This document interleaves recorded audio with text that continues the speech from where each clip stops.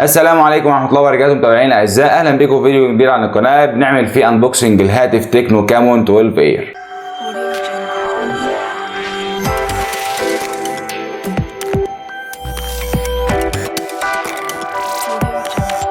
في البداية نفتح الصندوق بالشكل ده، نحط الجهاز هنا، نستعرض دلوقتي هنا نلاحظ وجود علبة موجود فيها البنة بتاعة الخط اللي بتطلع بيها الخط من الجناب، وفيها معلومات الأمان، وبتلاقي الضمان بتاع كارل كير ال 13 شهر الخاص بتكنو.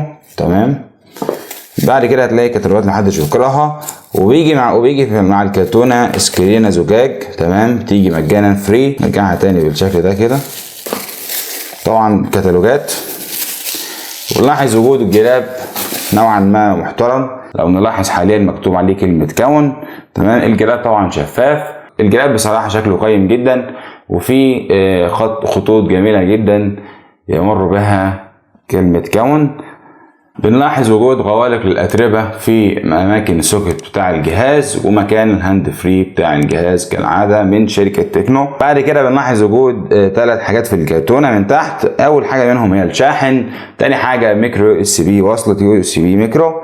بعد كده بنلاقي موجود الشاحن ال 2 أمبير الخاص بتكنو. تمام. للأسف الشاحن ده شاحن عادي مش سريع، ولكن بيدينا أداء معقول، بيشحن الجهاز تقريبا في 2.5 ساعات. بنلاحظ وجود وصلة ميكرو يو اس بي في الكرتونة. اخر حاجة موجودة في العلبة بتاع الهاتف اللي هي السماعة بتاعت تكنو، اللي اداها حقيقة افضل من سماعة انفينكس في حاجات بسيطة، ولو ان الشركتين مش بينزلوا سماعات مبهرة يعني. حاليا بنستعرض شكل الجهاز. الحقيقة ان الجهاز ده بيجي بحجم شاشة 6.55 بوصة. هنبدأ حاليا نرفع اللزق اللي موجود على الشاشة بالشكل ده.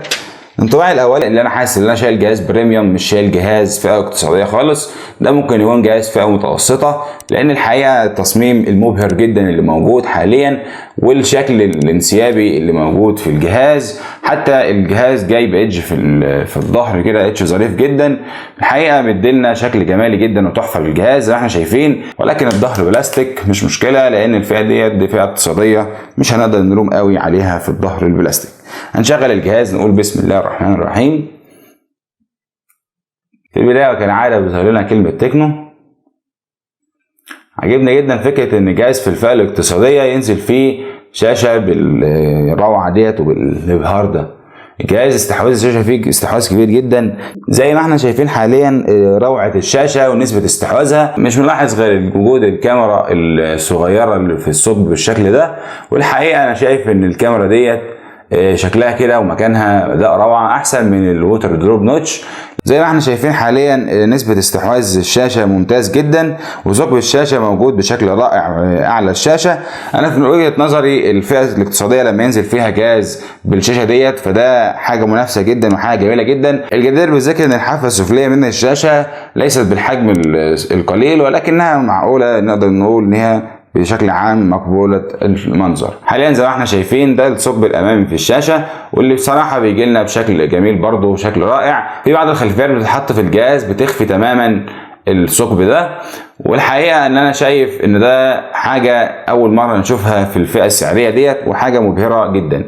ظهر الجهاز زي ما احنا شايفين نلاحظ وجود 3 كاميرات خلفية، مع وجود مكان للشريحتين والكارت الميموري، مع وجود بصمة في ظهر الجهاز. هنبدأ نشيل اللزقة اللي موجودة على ظهر الهاتف بالشكل ده، نبدأ نستعرض الظهر. المفترض ان النسخه اللي معانا النهارده ديت نسخه جولد من الجهاز. الحقيقه تدرج الالوان فيها تدرج هايل جدا، وخصوصا الايدج اللي موجود في الظهر بيدي لك ماسكه بريميوم جدا وانت ماسك الجهاز، تحس انك شايل جهاز ذا قيمه اعلى زي ما قلنا. والحقيقه التصميم انا شايفه تصميم رائع جدا، وخصوصا الشكل الجمالي اللي احنا شايفينه حاليا اسفل الهاتف. بنلاحظ حاليا وجود السماعات على الجانب الايسر من الهاتف، يليها منفذ شحن ميكرو يو اس بي، بعد كده المايك، وبعد كده منفذ 3.5 مللي، واللي اعتقد ان ده عمره ما هيتشال من الفئه السعريه دي، وده حاجه ممتازه من وجود منفذ 3.5 مللي. النسخه اللي كانت معانا النهارده من الهاتف كانت النسخه الرام 3 جيجا ذاكره 32. باذن الله هينزل مراجعه بعد الفيديو ده ان شاء الله عن كامل امكانيات الجهاز،